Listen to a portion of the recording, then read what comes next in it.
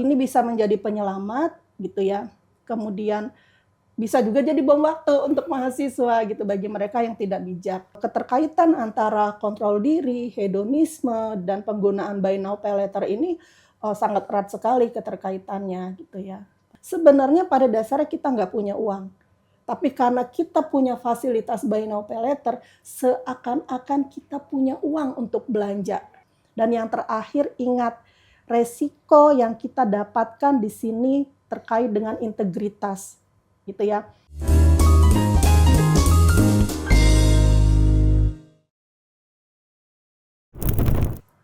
Halo Sobu, selamat datang di U-Talks, Unila Talks, tempat berbagi inspirasi dan cerita bersama. Dan kali ini bersama dengan aku, Senggi Intan Syafani, yang bakal nemenin Sobu dalam obrolan seru kita hari ini. Dan tentunya di episode kali ini, episode yang sangat menarik, di mana kali ini kita akan membahas sebuah topik yang sangat menarik dan juga relevan dengan kita nih para mahasiswa, yaitu mengenai buy now pay later. Tapi, apakah buy now pay later atau BNPL ini bisa menjadi penyelamat akhir bulan atau justru malah menjadi bom waktu yang malah menimbulkan dampak buruk bagi mahasiswa? Nah, untuk membahas hal ini lebih lanjut, kali ini saya sudah kedatangan tamu spesial. Beliau ini adalah salah satu dosen dan juga ketua program studi bisnis digital di Universitas Lampung, yaitu Ibu Dr. Yuniarti Fihartini SEMSI. Halo Ibu, selamat datang. Halo. Gimana Ibu kabarnya siang hari ini? Alhamdulillah sehat ya. Oke. Puasa lancar ya Bu ya? Puasa lancar, ini hari ketiga ya. Iya. Oke Bu, sebelum kita membahas topik kita lebih dalam, mungkin boleh untuk Ibu memperkenalkan diri lebih lanjut dan juga pandangan Ibu terkait dengan topik hari ini. Iya, terima kasih. Topik hari ini adalah terkait dengan buy now pay later gitu ya. Topik yang saat ini sedang lagi marak gitu ya diperbincangkan di masyarakat seperti itu. Sebelumnya saya memperkenalkan diri nih ya. Nama saya Yuniarti Fihartini, biasa dipanggil dengan Ibu Yuni. Saya dosen di Fakultas Ekonomi dan Bisnis di jurusan Manajemen Program Studi Bisnis Digital. Di antaranya juga saya sebagai ketua program studi bisnis digital. Jadi kalau misalnya mau menemui saya biasanya ada di program studi bisnis digital. Ya. Oke, jadi kalau misalnya Sobu ketemu dengan Ibu atau lagi butuh dengan Ibu, boleh banget temuin di FEB. Oke Bu, sebelum kita membahas lebih dalam tentang topik ini, kira-kira sebenarnya apa sih Bu BNPL ini atau buy now pay later ini? Dan gimana sih perkembangannya saat ini di Indonesia? Ya, terima kasih. Buy now pay later ini saat ini banyak sekali digunakan dan marak digunakan, bahkan sekarang provider penyedia untuk fasilitas buy now pay later ini sudah banyak sekali gitu ya. Di Indonesia sendiri itu kalau untuk di ASEAN, kita bicara ASEAN gitu ya, adalah pengguna terbanyak untuk buy now pay later ini gitu ya. Jadi buy now pay later ini sebenarnya adalah fasilitas pembiayaan gitu ya, di mana masyarakat bisa menggunakan buy now pay later ini, bisa berbelanja saat ini gitu ya, dengan cara membayarnya nanti gitu ya. Jadi di sini ada tempo pembayaran secara cicilan seperti itu. Kalau untuk fasilitas ini sudah banyak terintegrasi gitu ya, artinya bahwa akan digunakan untuk belanja online di e-commerce gitu ya, atau di marketplace bisa, ataupun juga akan digunakan belanja secara offline juga bisa seperti itu. Jadi kalau untuk providernya sendiri, sebenarnya buy now pay later ini adalah bagian dari fintech, peer-to-peer lending. Jadi ada fasilitas pembiayaan. Jadi dompet digital sudah banyak memfasilitasi ini seperti Dana, kemudian GoPay, OVO, Link gitu ya, banyak. Maupun yang menyatu dengan aplikasi. Seperti kalau kita lihat misalnya pertama kali itu Traveloka. Traveloka itu sudah lama sekali menyediakan untuk buy now pay later bagi jasanya, dan itu menyatu dengan aplikasi seperti itu. Kemudian juga seperti Shopee ya, Shopee Pay Later gitu, itu juga menyatu dengan aplikasi. Jadi yang memang diadakan oleh e-commerce seperti itu. Jadi ini sudah marak sekali. Sebenarnya sih kalau pengguna dari buy now pay later ini, kalau menurut hasil survei itu banyak digunakan oleh Gen Y gitu ya, milenial seperti itu. Tapi di kalangan mahasiswa ini juga tidak luput dari penggunaan ini karena dianggap sebagai penyelamat tadi ya, gitu ya, penyelamat akhir bulan, terutama untuk mereka-mereka yang memiliki penghasilan atau keuangan terbatas. Gitu, seperti itu. Oke, ternyata BNPL ini sudah berkembang ya Bu ya di Ya, Indonesia ya, sendiri. betul. Dan kalau misalnya kita melihat lebih dalam nih Bu, jadi kenapa sih BNPL ini lebih populernya di kalangan mahasiswa? Apakah ada faktor ekonomi atau budaya konsumsi? Kalau menurut Ibu gimana? Banyak sekali faktor yang mempengaruhi gitu ya. Yang tadi, jadi segmen atau target dari buy now pay later ini adalah mereka-mereka yang di kalangan ekonomi menengah gitu ya. Menengah ke bawah, yang artinya bahwa mereka-mereka yang memiliki keterbatasan dalam hal keuangan itu gitu ya. Dan masyarakat yang tidak bisa dilayani oleh fasilitas pembiayaan gitu ya. Seperti misalnya kartu kredit seperti itu. Kemudian pinjaman ya, pinjaman. Nah, jadi mereka, dan diantaranya itu adalah mahasiswa. Ya, mahasiswa ini juga banyak menggunakan buy now pay later ini. Artinya mereka bisa berbelanja saat ini untuk memenuhi kebutuhannya tanpa harus mengeluarkan biaya atau pendanaan atau uang sekarang. Tapi gitu ya, kebutuhannya terpenuhi seperti itu. Jadi ya tadi akhirnya marak di kalangan mahasiswa. Ya, jadi tadi ini bisa menjadi penyelamat gitu ya. Kemudian bisa juga jadi bom waktu untuk mahasiswa gitu bagi mereka yang tidak bijak gitu ya, seperti itu. Oke, jadi ternyata banyak faktornya ya Bu ya, dan kepada mahasiswa juga harus tetap bijak nih dalam mengelola keuangan. Faktor ekonomi yang terutama ya, kemudian faktor budaya atau faktor kalau kita bicara faktor budaya berarti kan dia memiliki kebiasaan yang konsumtif. Iya, konsumtif. Iya, seperti itu. Ya. Oke, jadi menarik banget nih Bu ya, terutama soal budaya konsumtif nih, yang bisa jadi masalah banget nih untuk sekarang. Banyak mahasiswa yang menggunakan BNPL ini untuk membeli barang-barang yang non-esensial, seperti fashion ataupun gadget. Kalau menurut Ibu sendiri, gimana sih fenomena ini dari sisi perilaku keuangan mahasiswa? Iya, kita bicara perilaku keuangan gitu ya. Kalau kita bicara perilaku keuangan itu adalah bagaimana cara kita mengelola keuangan. Mulai dari mengelola uang yang kita dapatkan, menghabiskannya, mengalokasikannya, membelanjakannya gitu ya. Membelanjakannya, menghabiskannya bisa dalam bentuk tabungan, investasi dan sebagainya maupun pembelanjaannya gitu ya. Artinya ini terkait keputusan kita gitu ya dalam hal penggunaan keuangan kita. Nah, kalau mahasiswa ini kan kalau kita bicara perilaku keuangan gitu ya, belum bisa menjalankan perilaku keuangannya dengan baik, artinya mengelola keuangannya dengan baik, di mana biasanya belanjanya itu masih dengan menggunakan egonya, masih menggunakan emosinya. Sehingga ketika belanja itu tidak memikirkan apakah ini misalnya yang kita butuhkan atau tidak untuk saat ini. Apakah ini merupakan barang-barang yang esensi untuk kita ataukah ini sebenarnya hanyalah barang pelengkap untuk kita gitu ya.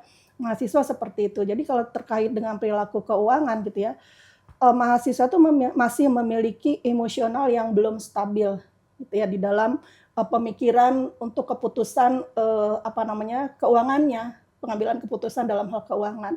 Sehingga tadi akhirnya gitu ya penggunaan buy now pay later ini menjadi tidak bijak ketika bicara dengan perilaku keuangan mahasiswa yang tadi belum stabil gitu ya, belum bisa dengan baik untuk memberikan keputusan terkait dengan pengelolaan keuangannya gitu.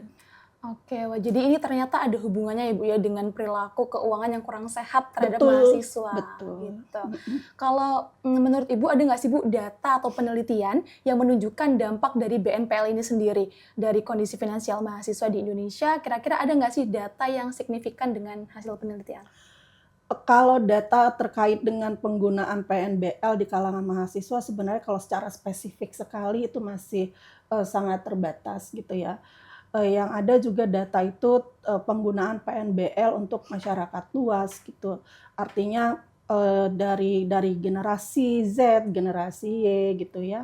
Kemudian tetapi kalau spesifik sekali untuk mahasiswa gitu ya, nah itu sebenarnya belum ada seperti itu. Karena memang tadi saya sudah uraikan bahwa sebenarnya pengguna terbesar dari buy now pay later ini gitu ya, itu adalah sebenarnya generasi milenial sebenarnya kalau untuk di Indonesia gitu ya. Karena memang yang untuk generasi milenial ini yang memiliki tuntutan ekonomi saat ini yang besar gitu ya. Kalau generasi milenial ini kan mereka-mereka yang saat ini berumah tangga muda gitu ya. Mereka yang berumah tangga yang mungkin sekarang ini usianya di kisaran 40-an gitu ya, seperti itu. Jadi kalau hasil survei yang terkait dengan mahasiswa sebenarnya masih terbatas gitu ya. Tetapi kalau penggunaan buy now pay later di kalangan mahasiswa itu sudah banyak gitu, seperti itu. Oke, mungkin untuk penggunaan buy now pay later ini juga mungkin belum banyak ya Bu yang tahu akan dampak dari buy now pay later. Terus dalam penelitian-penelitian Ibu dalam BN pay later ini, kira-kira seringkali dikaitkan dengan perilaku hedonisme, lalu rendahnya self control, dan menurut Ibu sendiri gimana sih hubungan antara BNPL, hedonisme dan juga self control itu? Kita bicara hedonisme ya. Hedonisme itu bersifat kesenangan. Ya, hedon, perilaku hedon gitu, atau motivasi hedonisme gitu ya. Perilaku hedonisme atau motivasi hedonisme artinya segala sesuatu yang dilakukan oleh seseorang gitu ya, yang berkaitan atau bersumber dari sisi emosionalnya, kemudian kesenangan sesaat gitu ya, seperti itu. Dan kalau kita bicara kontrol diri, kalau kontrol diri itu adalah bagaimana seseorang gitu ya bisa menahan dirinya, bisa mengontrol dirinya dari emosionalnya. Emosional ini artinya perilaku yang kurang baik gitu ya, seperti itu. Nah, dikaitkan dengan buy now pay later gitu ya. Pembiayaan buy now pay later itu adalah adanya fasilitas belanja sekarang yang dibayar nanti. Artinya secara psikologis kita berpikir bahwa oh kita ini punya uang loh, padahal kenyataannya kita nggak punya uang, gitu ya. Kenyataannya kita nggak punya uang, tapi karena adanya fasilitas buy now pay later, oh saya punya uang loh, saya punya saldo loh, sekian juta, gitu ya.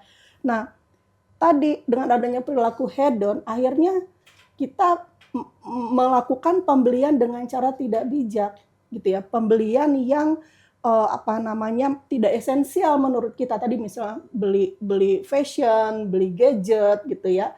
Jadi nggak bijak karena apa? Hedon gitu, untuk kesenangan aja. Karena adanya dorongan dari rasa hedonisme tadi dan adanya fasilitas pembayaran tadi seperti itu gitu ya. Nah, kalau kontrol diri ini sebenarnya satu faktor gitu ya yang sangat baik karena kontrol diri ini dia menghambat, menekan, menurunkan hedonisme tadi.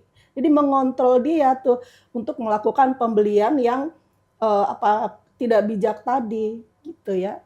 Jadi artinya bahwa keterkaitan antara kontrol diri, hedonisme, dan penggunaan buy now pay later ini sangat erat sekali keterkaitannya, gitu ya. Seperti itu. Oke, jadi kita harus tetap punya self control ya Bu Iya. ya, supaya kita bisa ya membeli barang sesuai dengan kebutuhan. Betul, gitu ya. Menarik banget ya so Bu ya. Oke, sekarang kita lihat dari sisi luar nih Bu, peran media sosial, di mana kita sekarang kan berada di zaman teknologi sudah berkembang, di mana media sosial dan juga iklan pasti sangat berpengaruh besar terhadap mahasiswa untuk melakukan buy now pay later ini. Kalau menurut Ibu tentang hal itu bagaimana Bu? Iya. Iklan itu bersifat promosi ya. Kalau promosi itu persuasif. Persuasif itu artinya dia merayu gitu ya. Baik dari kontennya. Nah, sekarang ini gitu ya, media sosial ini banyak berisi selain iklan, promosi, ada lagi di situ influencer. Influencer ini sangat berperan ini dalam kaitannya mempersuasi pikiran mahasiswa, pikiran kita yang menyaksikan gitu ya. Apalagi mahasiswa yang masih labil gitu ya pemikirannya seperti itu. Jadi iklan ini mendorong gitu. Iklan, konten, influencer, promosi yang digulirkan melalui media sosial itu sangat berperan untuk mendorong gitu ya dalam melakukan pembelian, bertransaksi melalui buy now pay later. Ya tadi saya katakan sebenarnya pada dasarnya kita nggak punya uang. Tapi karena kita punya fasilitas buy now pay later, seakan-akan kita punya uang untuk belanja. Karena apa? Karena adanya saldo di buy now pay later, di fasilitas pay later tadi. Fasilitas pay later ini sekarang mudah loh didapatkan gitu ya. Dan saat kalau dulu awal-awal keluar itu fasilitas pay later itu ketika kita registrasi gitu ya 400.000, 600.000. Kalau sekarang enggak, begitu registrasi langsung 2 juta gitu ya. Gitu ya. Kan kalau untuk mahasiswa uang 2 juta itu lumayan ya, ya, Bu, ya. gitu. Seperti itu. Jadi sangat berperan ini ya media sosial dalam mendorong penggunaan buy now pay later ini gitu ya.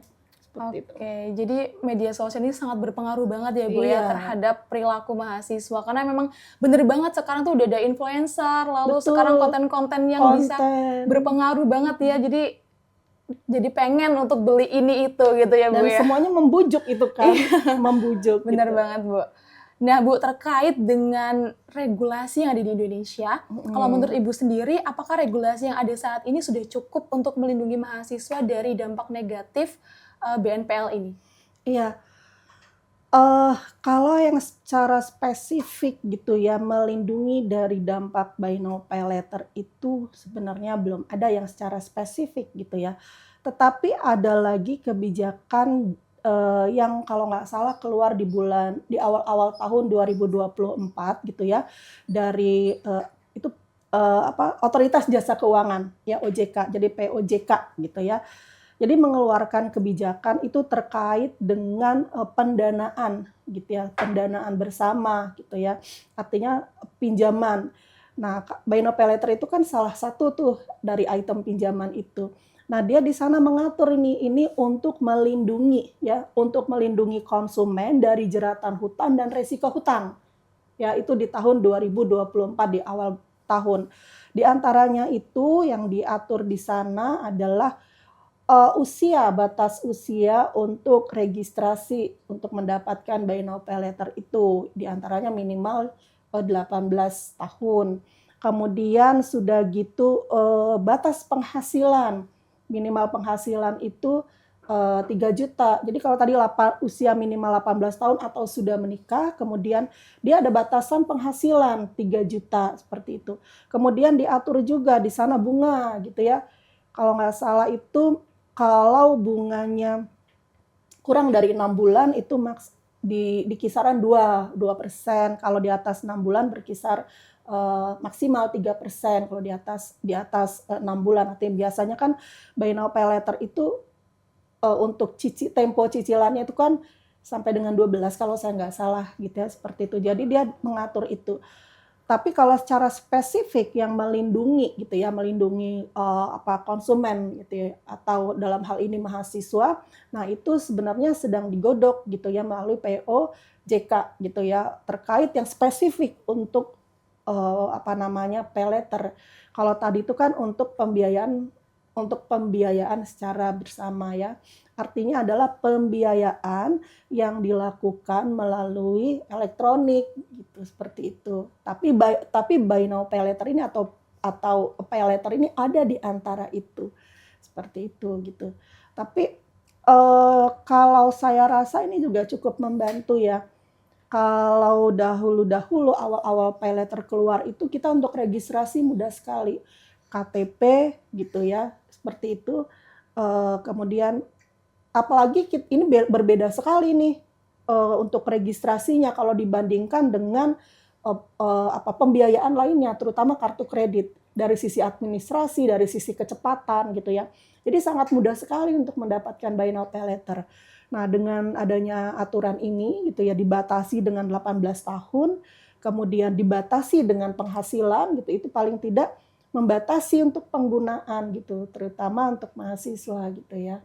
Karena mahasiswa kan Ada yang sudah punya penghasilan, ada yang belum punya penghasilan. Jadi ini men-screening nih gitu untuk mereka-mereka yang belum punya penghasilan seperti itu gitu ya. Jadi paling enggak terhindarlah gitu dari resiko hutang yang menjerat gitu ya. Seperti itu, dan penggunaan pay later yang terlalu ini gitu ya, seperti itu. Oke, jadi regulasi itu sangat penting ya Bu Sangat ya, penting. agar kita lebih bijak juga nih dalam menggunakan fasilitas seperti BNPL ini. Lalu kalau kita berbicara tentang edukasi keuangan nih Bu, bagaimana cara yang efektif agar mahasiswa ini bisa memanfaatkan BNPL dengan bijak tanpa terjebak dalam utang yang berlebih? Tanpa terjebak dengan utang yang berlebih. Jadi literasi terkait dengan penggunaan buy now pay later ini mesti dilakukan gitu ya. Artinya edukasi terutama kepada mahasiswa gitu ya perlu dilakukan. Dalam hal ini terkait dengan beberapa pihak gitu. Yang pertama dari pihak pemerintah gitu ya, itu perlu mengedukasi. Kemudian juga dari pihak kampus sendiri itu perlu mengedukasi. Kalau dari pihak kampus itu kan bisa melalui UKM-nya itu bisa gitu ya, melalui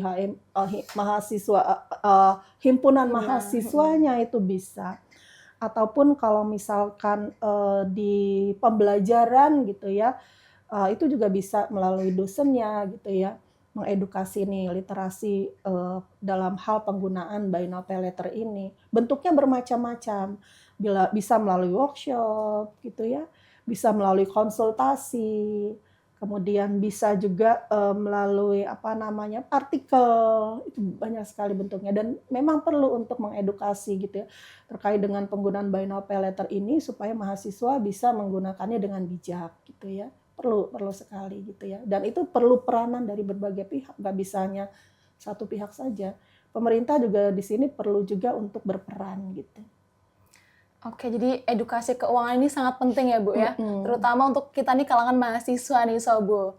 Nah mungkin terakhir nih Bu, bisa diberikan 3 tips buat kita semua nih para mahasiswa dan juga Sobu di luar sana yang ingin menggunakan BNPL secara sehat, apa yang harus kita perhatikan sebelum kita melakukan ataupun menggunakan BNPL? Iya, tipsnya yang pertama mempertimbangkan apakah produk atau barang yang kita beli itu memang kita butuhkan untuk saat ini. Itu tips yang pertama. Kedua itu tipsnya adalah melihat gitu ya. Karena bagaimanapun juga buy now pay later ini terkait dengan bunga, terkait dengan biaya gitu ya, biaya administrasi yang perlu dikeluarkan, dan ini beragam bunganya gitu ya. Kemudian yang ketiga adalah kita juga harus insight gitu ya, apakah ketika kita menggunakan buy now pay later ini kita bisa membayarnya gitu ya. Kenapa? Karena ini kan secara cicilan gitu ya. Cicilan itu bisa kita bayar atau tidak. Kita punya kemampuan tidak untuk membayarnya. Dan yang terakhir, ingat resiko yang kita dapatkan di sini terkait dengan integritas gitu ya. Karena apa? Terjerat hutang itu even itu hutang dari buy now pay later, kalau itu tidak bisa terbayarkan, maka integritas kita untuk kita mendapatkan fasilitas kredit ya di waktu-waktu yang akan datang menjadi sulit ketika integritas kita dalam hal keuangan sudah tercoreng. Jadi itu tips dari saya ketika nanti mau menggunakan buy now pay later gitu. Oke, jangan lupa dicatat ya Sobu tips-tipsnya. Oke Bu, sebelum kita tutup nih Bu, mungkin ada pesan ataupun kata-kata penyemangat nih buat kita semua para Sobu ataupun mahasiswa di luar sana. Iya, bagi para mahasiswa semangat gitu ya. Walaupun kondisi perekonomian saat ini sedang tidak baik gitu ya. Kemudian kita memiliki keterbatasan di dalam keuangan, tetap bersemangat. Pintar-pintar diri dalam mengalokasikan keuangan, dalam mengelola keuangan. Ingat bahwa gitu ya, terjerat hutang itu merupakan hal yang tidak baik, dan itu juga menjadi tanggung jawab kita untuk melunasinya, dan integritas kita di sana dipertaruhkan gitu ya. Seperti itu untuk mahasiswa. Oke, keren banget ya kata-kata penyemangat dan juga pesan nih dari Ibu Yuniarti untuk kita semua nih Sobu. Dan di sini saya mau ucapkan terima kasih banyak Ibu atas waktu dan juga informasi yang sangat bermanfaat buat kita semua ya Sobu. Terutama karena ini kan menyangkut tentang finansial kita ya Bu ya Betul. sebagai mahasiswa. Jadi ini sangat penting banget dan jangan lupa untuk dicatat tips-tipsnya dari Ibu Yuniarti ini. Dan untuk Sobu Dua Sana, semoga setelah mendengarkan podcast ini kita lebih bijak lagi dalam mengatur keuangan kita dan lebih hati-hati serta waspada terhadap penggunaan buy now pay later ini. Dan sekali lagi terima kasih banyak kepada Ibu Sama-sama. Yuniarti dan kepada Sobu yang sudah mendengarkan. Jangan lupa untuk terus saksikan podcast kami di YouTalks Unila Talks. Karena setiap harinya kita akan ada episode-episode yang luar biasa dan tentunya informatif. Jadi jangan lupa untuk pantengin terus. Dan saya Singinta Syafani pamit undur diri. Terima kasih dan sampai jumpa.